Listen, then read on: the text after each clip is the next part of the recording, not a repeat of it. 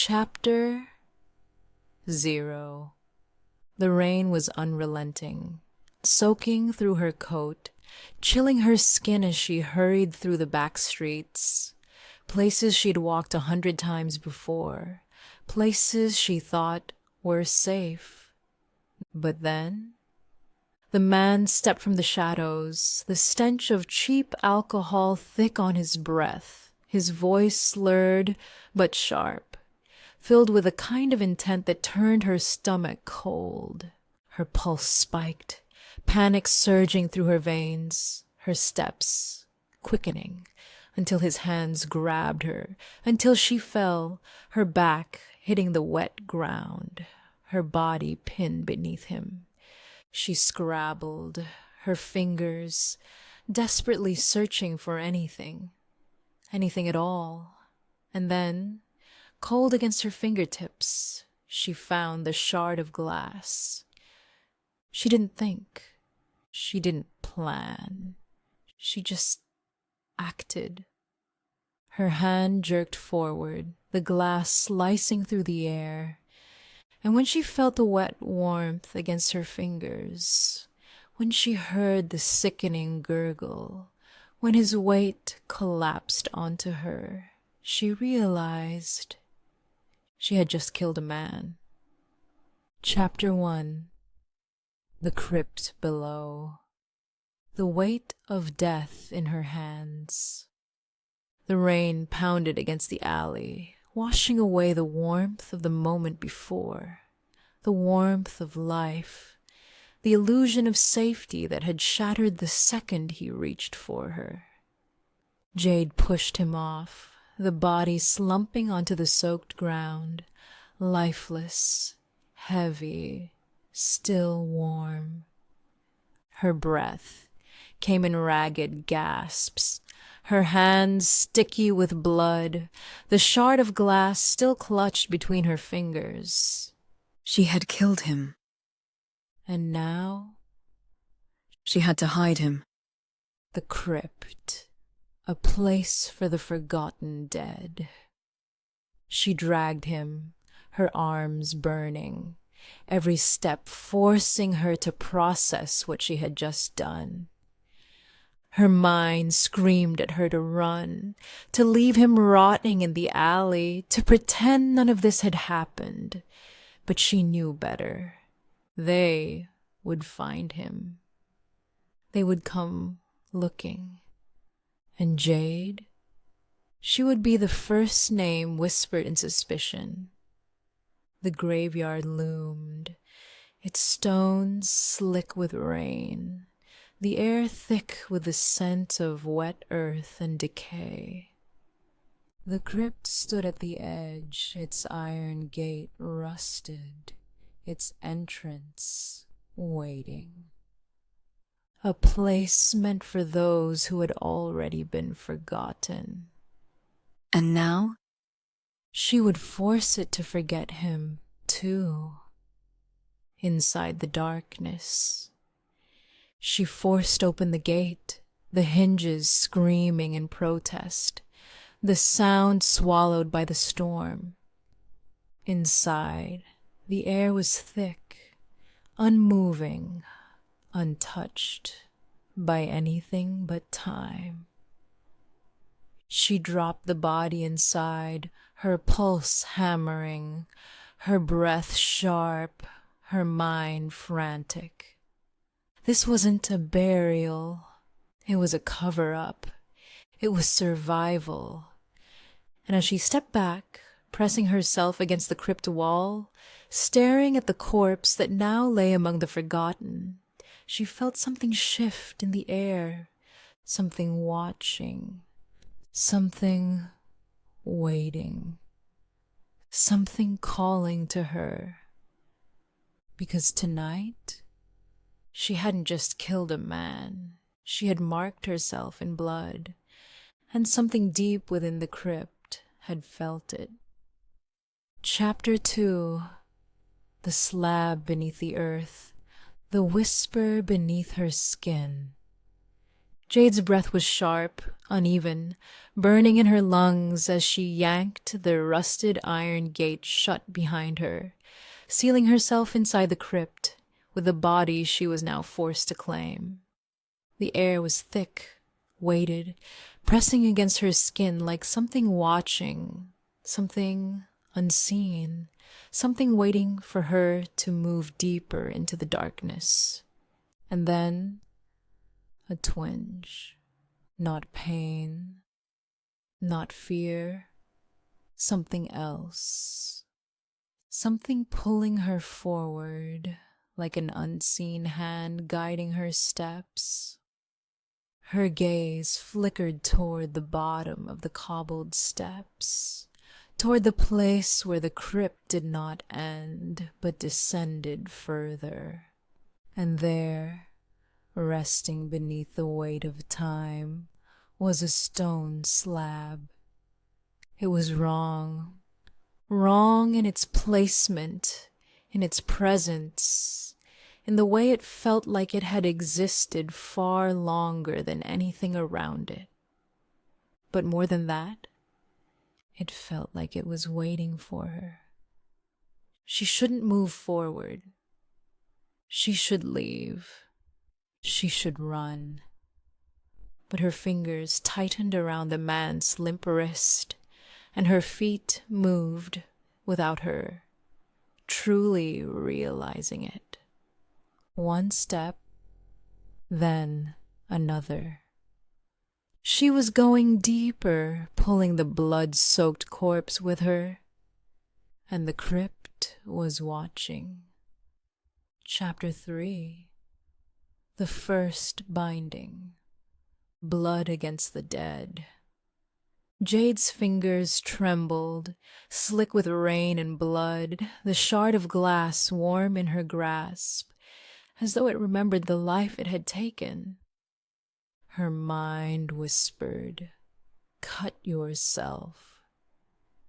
She didn't know where the thought had come from, but it was there, threading through her skull, lingering in her veins.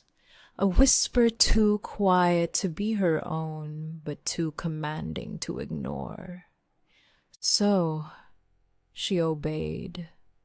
The glass bit into her thumb, slicing a thin wound, a bead of blood welling at the surface, dark against the moonlight, creeping through the crypt's entrance.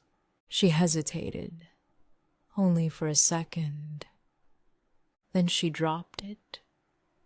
A single drop of blood landed against the corpse's tongue, seeping into its rotting flesh, vanishing into the place where life had once been.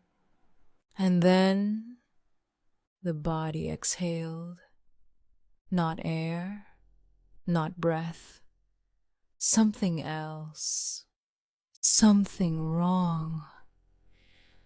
A strange vapor unfurled from the corpse's mouth, writhing, twisting, curling, reaching for her like it had always belonged to her, like it had been waiting for her touch, her presence, her mark, and as it wrapped around her hand, as it sank into her flesh, into her blood, into her soul, Jade felt it. She had bound another person's soul to her. And the control, the absolute dominance, the power thrumming through her bones, the knowledge that something was hers to command, hers to wield. It felt like something intoxicating, something unlike anything she had ever known before. Something dangerous. Something delicious. Something that would never leave her again. And as she stood over the corpse, her breath even, her body trembling but no longer in fear, she realized she wasn't just a killer anymore. She was something new. And this was only the beginning. Chapter 4. The Cemetery of the Claimed. Necromancy evolves. And so does Jade. At first, it was just the one body. Just the first kill, the first binding, the first moment of absolute control that sent euphoria through her veins. But time twisted her understanding. She tested. She experimented. She searched the crypt's depths, the untouched tombs, the bodies laid to rest, but never truly gone. And with each one she found, she learned.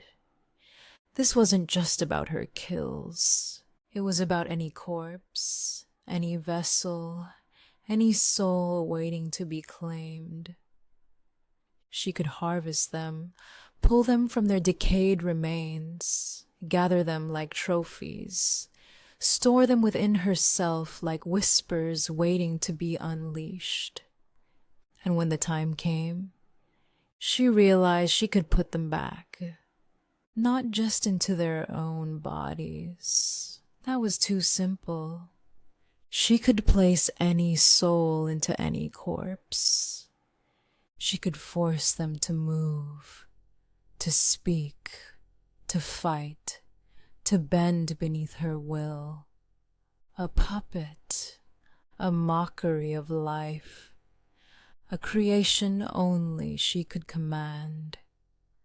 And every time she did it, every time she stole another essence, every time she twisted another body into her own personal marionette, the craving only grew stronger. Soon, the cemetery was no longer just a resting place for the dead. It was hers. And soon, she would need more bodies, more souls, more death to feed the hunger. Because she was not just Jade anymore. She was a necromancer. And this was only the beginning of her empire of the dead. Final chapter. The Hollowing of Evernight. The night. She took everything. The town was quiet beneath the weight of midnight. Homes tucked in shadow, windows gleaming with candlelight and warmth.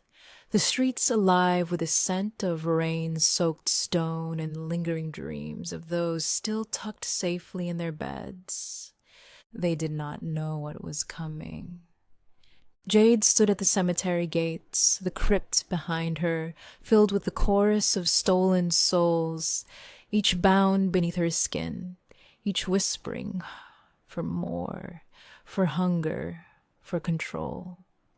And tonight, she would give them exactly that. Her fingers twitched, her pulse thrummed. She stepped forward, and the slaughter began. The massacre, a feast for the void. There was no mercy, no hesitation, no doubt. The first house was silent when she entered, the door creaking, the soft shuffle of her boots against the wooden floor unnoticed. A man slept beneath wool blankets, his breath even, his dreams unbroken. Until Jade's knife slipped beneath his ribs, until his eyes snapped open with terror, until he felt the weight of his own soul being stolen before his last breath could even leave him. And as his body collapsed, as his life flickered into the abyss, the pleasure returned. That intoxicating rush, the overwhelming dominance, the feeling of absolute control over another existence. And she wanted more. The fall of Evernight. By dawn, the town was hollow, stripped of life, stripped of will. The streets were not littered with corpses, because every body still stood. Every face was blank, their souls tethered to her, puppets made from flesh, their motions too smooth, too unnatural, too perfect to be mistaken for true life. They were hers. Every man, every woman, every child. Every soul that had once belonged to Evernight now rested within Jade's grasp, bound to her whispers, to her hunger, to her insatiable need to hold them all forever. She laughed, feeling their voices coil inside her, feeling their presence woven beneath her skin, feeling the boundless joy of absolute control. And in that moment, she became something beyond human. She was the first necromancer. She was the beginning of an empire that would never die. And as she stood atop the ruins of Evernight, watching the husks of her people bend beneath her will, she knew this was only the first town. The world was waiting, and Jade was ready to claim it all.